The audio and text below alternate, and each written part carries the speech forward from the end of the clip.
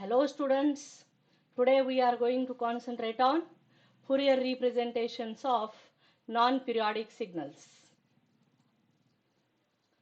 You are already familiar with the two basic categories of signals that are continuous and discrete. Again, continuous and discrete time signals can be categorized into periodic and non-periodic. So overall, there are basically four types of signals in time domain, that is continuous periodic, continuous non-periodic, discrete periodic and discrete non-periodic. Today we are going to concentrate on non-periodic signal. So continuous non-periodic signals and discrete non-periodic signals and their Fourier representation. That is time domain signal transformed to frequency domain using Fourier representations. You're already familiar with what is a Fourier representation and maybe studied in mathematics also. You might have familiar with the trigonometric form of Fourier representation.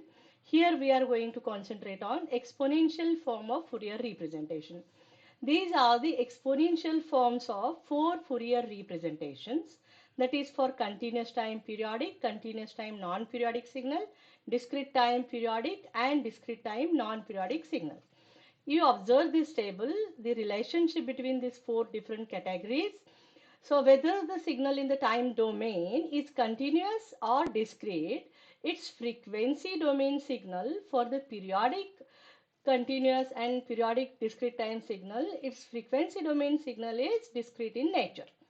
Whereas if the signals, whether it is continuous or discrete, its Fourier representation is continuous in nature. And also for the periodicity of the Fourier representations, continuous time signals Fourier representations, whether the continuous time signal is periodic or non-periodic, its Fourier representation is non-periodic in nature. Whereas for discrete time signal, whether the discrete time signal is periodic or non-periodic, its Fourier representation is periodic in nature. So this table is very important from that point of view whenever we write the relationship between the Fourier transforms and inverse Fourier representations and Fourier representations. So from that point of view, this table is very important. So it will be easier to understand the relationship and then use the mathematical expressions to obtain the Fourier representation and inverse from that. Okay. So we shall concentrate on now the Fourier transform for non-periodic signals. For continuous time signal, which is non-periodic in nature, its Fourier representation is represented by this expression. So this is expression for obtaining x j omega. Omega is frequency component. X of t, the time domain signal. So time domain signal which is not periodic in nature. So to obtain from it, it is the expression tells us that we have to integrate it from minus infinity to plus infinity x of t into e raised to minus j omega t dt. But to make use of this expression to obtain x of j omega, the Fourier representation of x of t. And the inverse transform, that is from x j omega to obtain x of t, we have to make use of this expression. That is x of t is equal to 1 by 2 pi integration minus infinity to plus infinity x j omega e raised to j omega t d omega. Now here we integrate it with respect to omega. Now you observe that this is also continuous in nature and not periodic. This x of t is also continuous in nature and not periodic. So both these integrations limits are from minus infinity to plus infinity. So this very important to note that they both are non-periodic.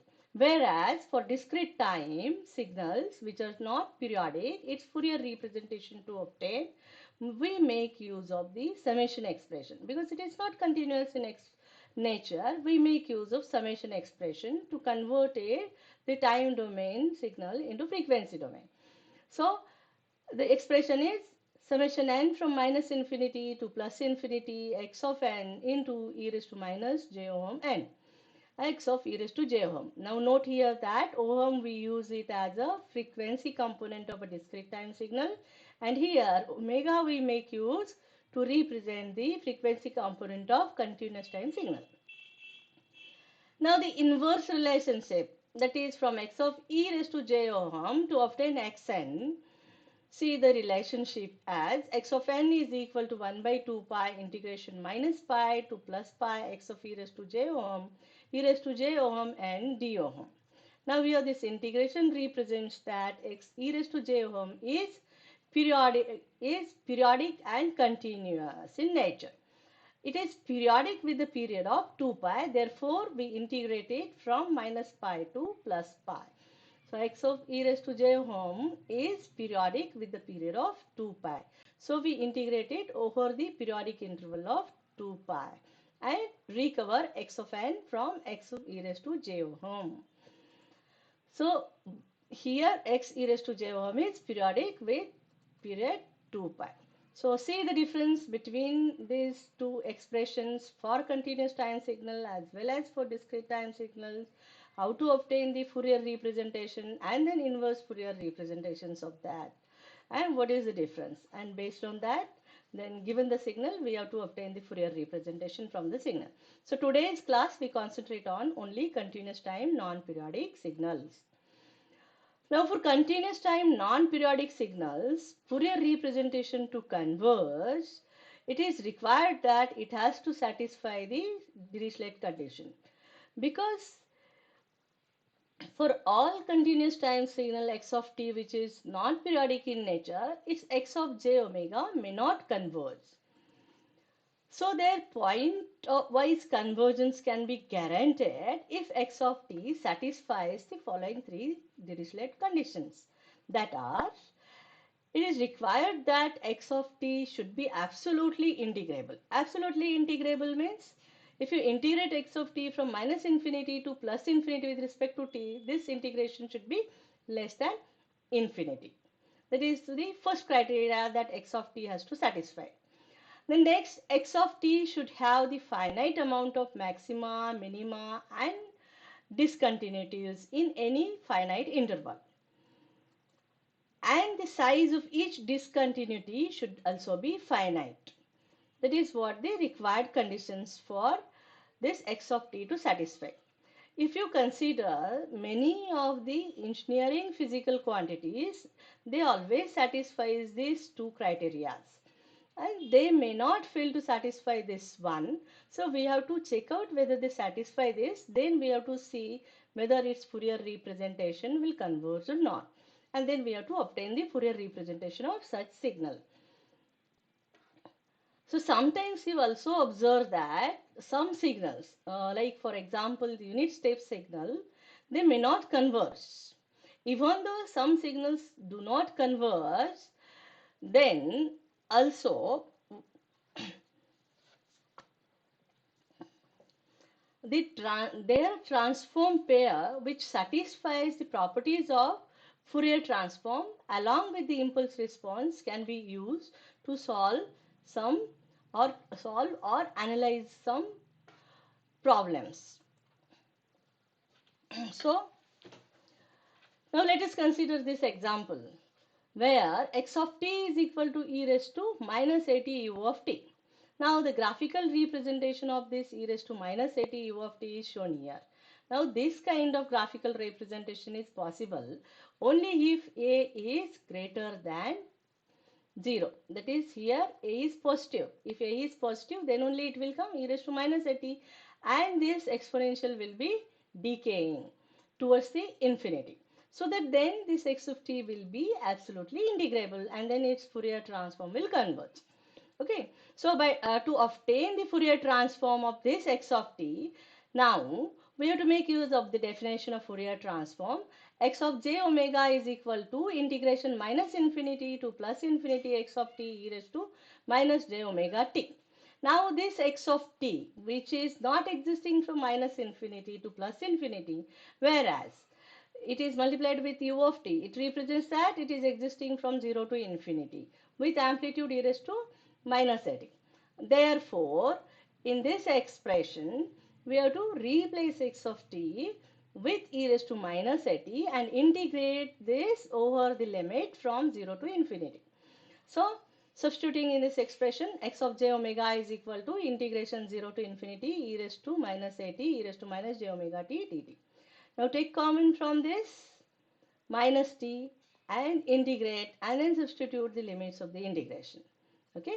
Now when you do this, what you get here, e raised to minus t j omega plus a upon minus j omega plus a is the integration.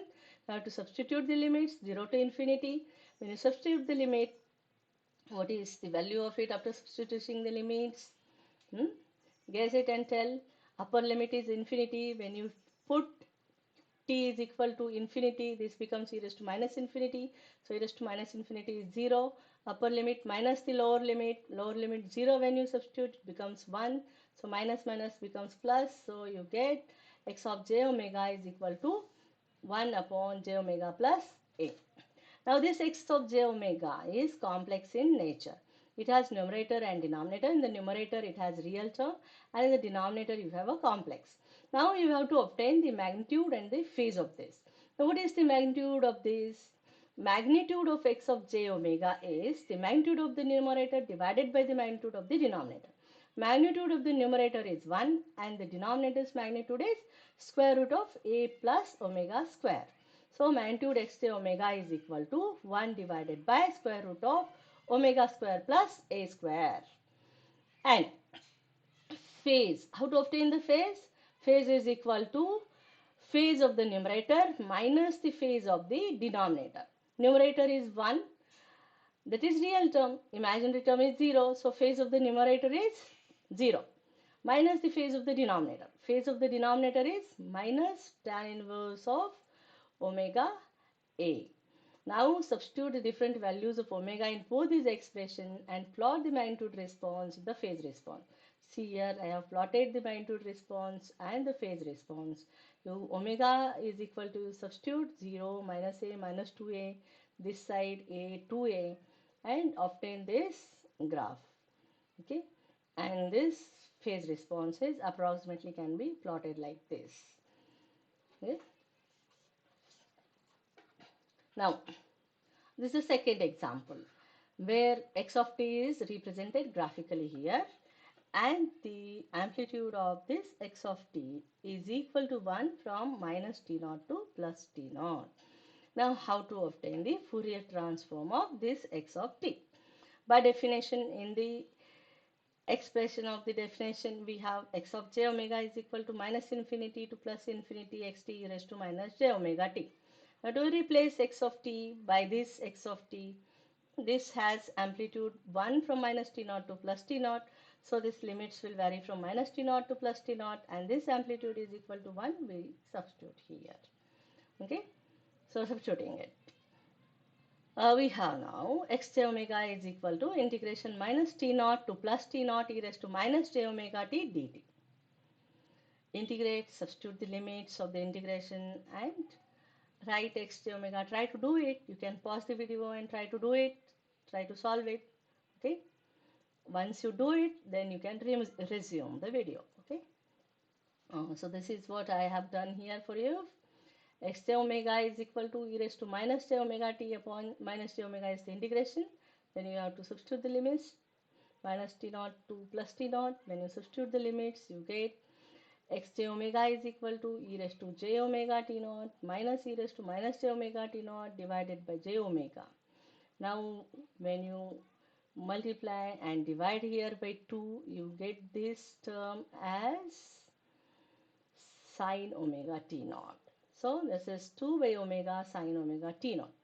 Now there is no imaginary term here. So xj omega can be plotted like this for the different values of 1 by t naught, 2 by t naught and 3 by t naught. You will get a sinc-like function like this. Okay. Now when if you take the magnitude of this for negative values, you get the positive amplitudes. So the magnitude will remain same. It is 2 by omega sine omega t naught. Okay. What is the phase of this? Can you guess what is the phase? Argument. There is no imaginary term. So argument is 0. Whereas Argument is 0 for the positive values. For the negative values of this 2 by omega sine omega t naught, the argument will be equal to pi.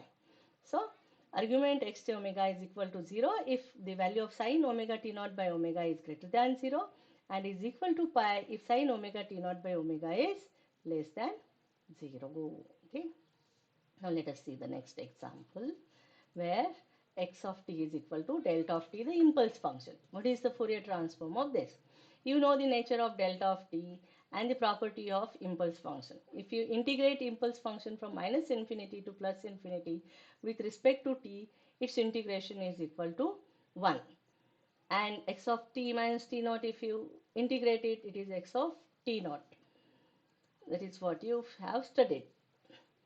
So now, by definition of Fourier transform x j omega is minus infinity to plus infinity xt e raised to minus j omega t dt. Now xt is delta of t. So integration minus infinity to plus infinity delta of t e raised to minus j omega t dt. Now integration from minus infinity to plus infinity delta of t dt is 1. And this e raised to minus j omega t delta of t exists about t is equal to 0. So when t is equal to 0, this exponential term also becomes 1. Therefore, this integration value is equal to 1. So we can say that the Fourier transform of delta of t is 1, or the inverse transform of 1 is delta of t. Now this signal where x of t is equal to e raised to 2t u of minus t. Now what this u of minus t represent here? U of minus t exists from minus infinity to 0 with amplitude e raised to 2t. Can you imagine what may be the exponential this?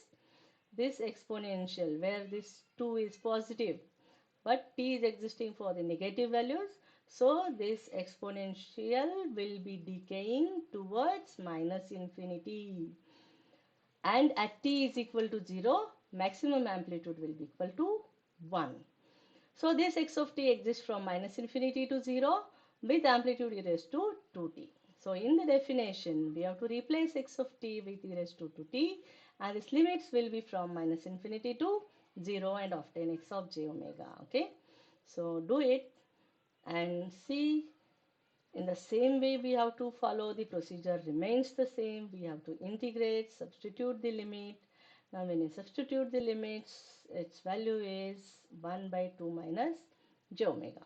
In the same way how we have done it for e raised to at u of t, but to obtain the magnitude of the numerator divided by the magnitude of the denominator, and to obtain the argument of the numerator minus the argument of the denominator. Okay, so what is the magnitude and argument of this x j omega? So magnitude is 1 divided by square root of 4 plus omega square. And argument of numerator is 0 because it is 1, and denominator is minus of, this is minus omega, therefore minus minus plus tan inverse of omega by 2. In the same way, you can also plot. I will leave it as an exercise for you. You see the plot of e raised to minus at u of t, and where a you have to replace it by 2 here, and in the same way for different values of omega is equal to 2, 4, 8, 6, you have to obtain the values and graph. You have to plot the magnitude and phase response graph. Okay. Now, this is the next example where x of t is equal to e raised to minus modulus of t. Now, minus modulus of t mathematically represents that x of t's amplitude is e raised to t for t which is less than 0. And its amplitude is e raised to minus t for t which is greater than 0. So that we can write this mathematically as e raised to minus modulus of t. So in the expression of Fourier transform where x of j omega equal to minus infinity to plus infinity x of t into e raised to minus j omega t dt, this integration we divide into two parts. One from minus infinity to 0 where the amplitude of x of t is e raised to t, and the other part is from 0 to infinity, where the amplitude of x of t is e raised to minus t. Okay, so do it, and substituting in the expression and rewriting it. X j omega is equal to integration minus infinity to 0 e raised to t e raised to minus j omega t dt plus integration 0 to infinity e raised to minus t e raised to minus j omega t dt. Now from the first part take outside t, from the second part take outside minus t, and then integrate and substitute the limits of the integration. I hope that you will do this. Integrate this e raised to 1 minus j omega t with respect to t and e raised to minus of 1 plus j omega t dt. Okay, and then substitute the limits and obtain this xj omega. So for first part you have 1 divided by 1 minus j omega. For the second part you have 1 divided by 1 plus j omega. When you cross multiply and then solve this, you will get 2 divided by 1 plus omega square. Now, can you guess what is the magnitude and what is the phase? That is argument. Is there any possibility of negative value of this? There is no possibility of any negative value of omega. So only positive value. So magnitude is 2 divided by 1 plus omega square, and argument is throughout it is equal to 0. Okay.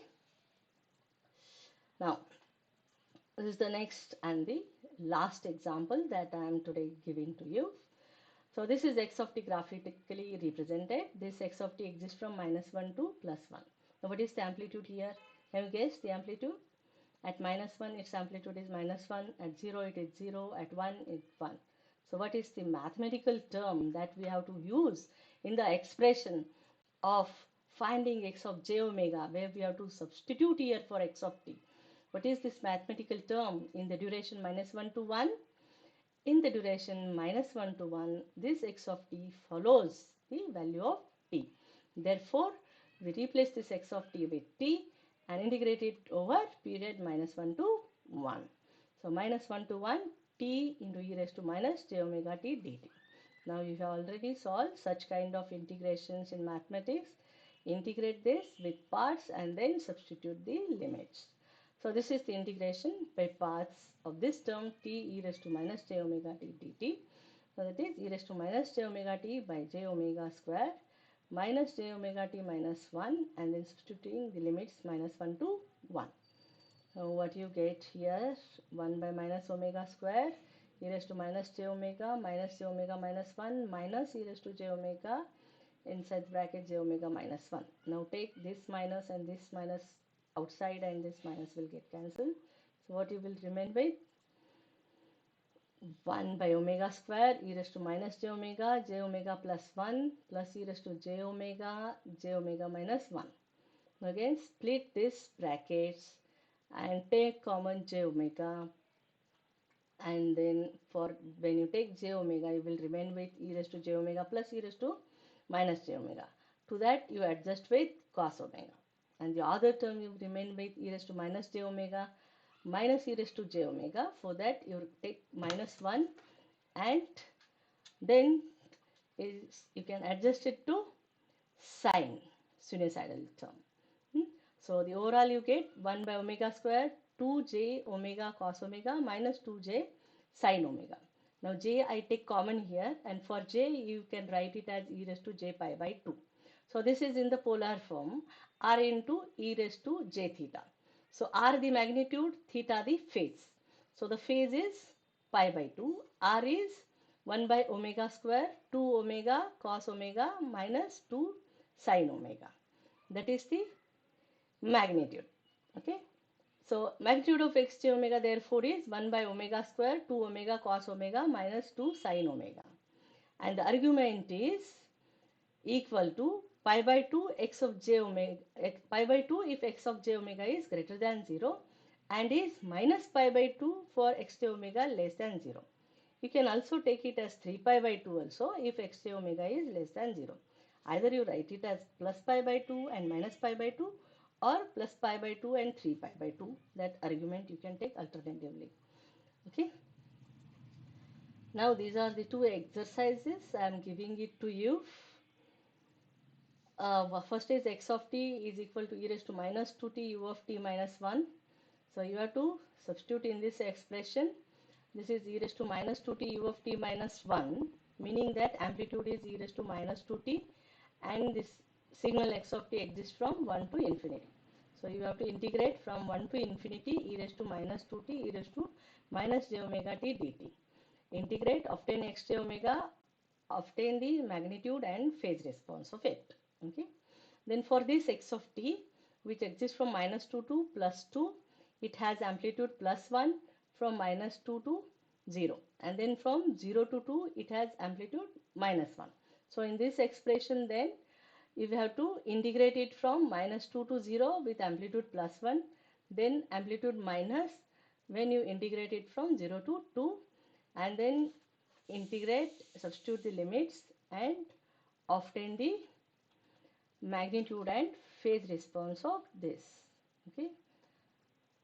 So thank you very much friends for